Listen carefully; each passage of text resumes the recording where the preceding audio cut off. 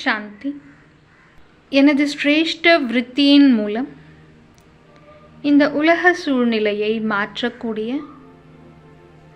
ஆதாரமூர்த்தி ஆவேன். எனது சுப விருப்பங்கள் மூலமாக எனது வாழ்க்கை மட்டுமின்றி இந்த முழு உலகிலுள்ள அனைத்து ஆத்மாக்கள் மீதும் மிக உயர்ந்த மாற்றத்தை கொண்டு வருவதற்கான ஆதாரமூர்த்தி ஆத்மா ஆவேன். நான் கவனிக்க வேண்டியது முதலில் எனது ஸ்திதியை. எனது ஸ்திதியானது எனது உள்ளுணர்வுகள் மூலமாக உருவாகிறது.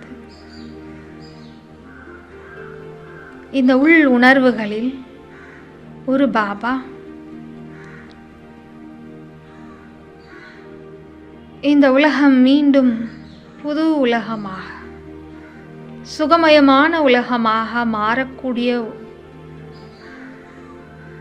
ஒரு மிக உயர்ந்த உள்ளுணர்வை நான் கொண்டிருக்கிறேன். எனது இந்த சுய மாற்றத்தின் மூலமாக இந்த உலக ஆத்மாக்களையும் இயற்கையையும் மாற்றக்கூடிய ஆத்மா நான். இந்த பார்வையின் மூலமாகவே அனைவரையும் சிரேஷ்ட ஆத்மாக்களாக தாங்களும் அந்த புது உலக ஸ்வர்க ராஜ்யத்திற்கு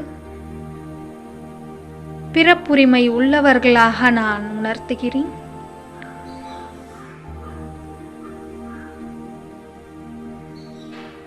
இதன் மூலம் எனது எதிர்காலத்தில் நான் மிக உயர்ந்த சிம்மாசனம் மற்றும் கிரீடமணிந்த ஆத்மா ஆவேன்.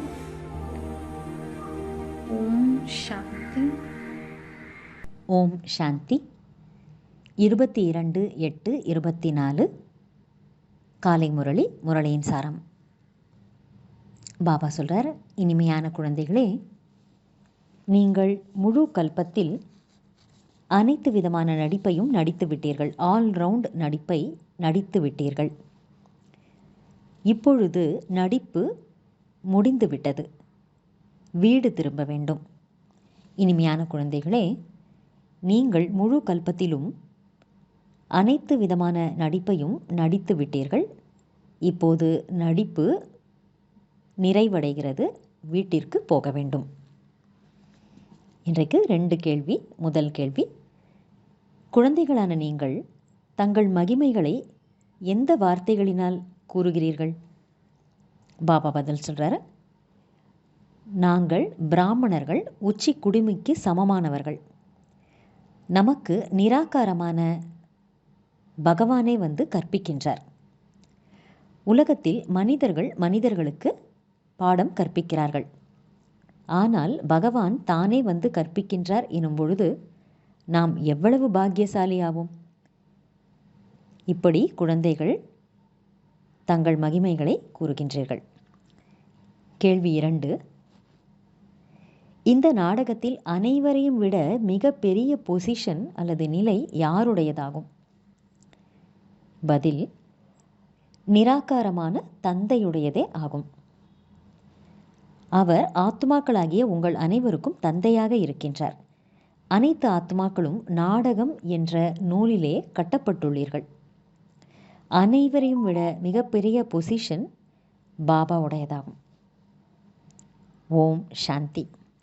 இனிமையிலும் இனிமையான குழந்தைகளே, உங்களுடைய வீடு சாந்தி தாமம் நினைவிருக்கிறதா? மறந்துவிடவில்லை தானே என்று ஆன்மீக குழந்தைகளிடம் ஆன்மீக தந்தை கேட்டுக்கொண்டிருக்கின்றார். இப்போது 84 பிறவிகளின் சக்கரம் நிறைவடைந்து விட்டது. எப்படி நிறைவடைந்தது என்பதை இப்போது நீங்கள் புரிந்து கொண்டீர்கள். சத்யுகத்திலிருந்து கலியுகம் வரை யாருமே இவ்வாறு கேட்க முடியாது.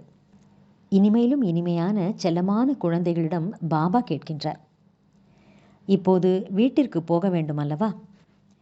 வீட்டிற்கு சென்று பிறகு சுகதாமத்தில் வர வேண்டும். இது சுகதாமம் அல்ல. இந்த உலகம் பழைய உலகம் துக்கதாமம் ஆகும். அது சாந்திதாமம் மற்றும் சுகதாமம் ஆகும். இப்போது இந்த துக்கமான உலகத்திலிருந்து முக்தி அடைந்து முக்தி தாமத்திற்கு போக வேண்டும்.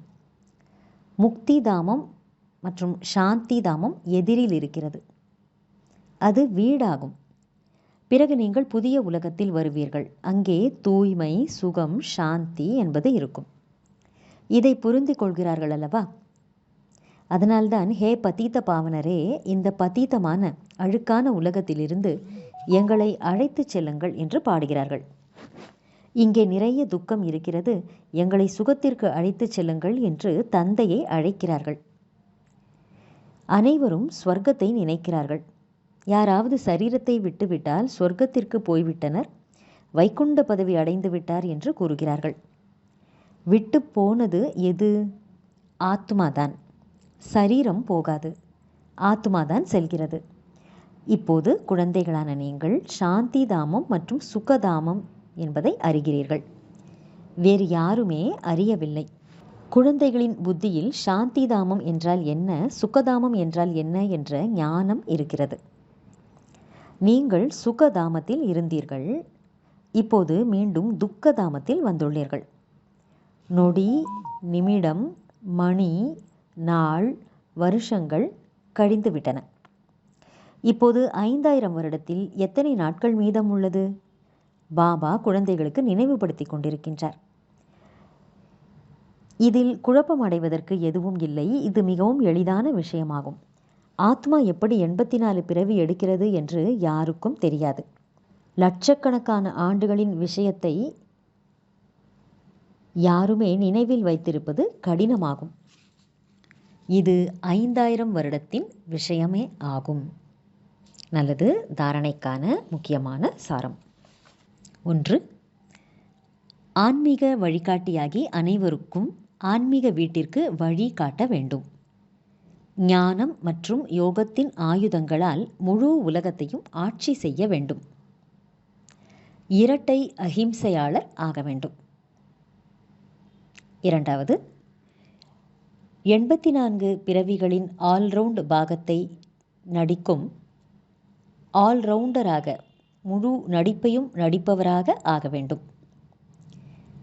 அனைத்து வேலைகளையும் செய்ய வேண்டும். எல்லையற்ற பலவிதமான நாடகத்தில் ஒவ்வொரு நடிகரின் நடிப்பையும் பார்த்து மகிழ்ச்சியுடன் இருக்க வேண்டும்.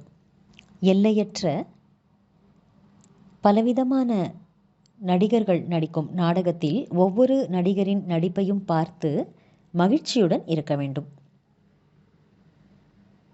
பாபா வரதானம் சொல்றார், அழிவில்லாத ஊக்கம் மற்றும் உற்சாகத்தின் மூலம் புயலையும் பரிசாக மாற்றி ஏற்றுக்கொள்பவரே சிரேஷ்டமான பிராமண ஆத்மா ஆவார். அழிவற்ற ஊக்கம் மற்றும் உற்சாகத்தின் மூலம் புயலையும் பரிசாக மாற்றிவிடுபவரே சிரேஷ்டமான பிராமண ஆத்மா ஆவார். அழிவில்லாத ஊக்கம் மற்றும் உற்சாகத்தின் மூலம் புயலையும் பரிசாக ஆக்கக்கூடிய சிரேஷ்டமான பிராமண ஆத்மா ஆகுக. பாபா சொல்றாரு, ஊக்கம் மற்றும் உற்சாகம்தான் பிராமணர்களுக்கு பறப்பதற்கான சிறகுகள் ஆகும். இந்த சிறகுகள் மூலம் என்றென்றும் நீங்கள் பறந்து கொண்டே இருங்கள்.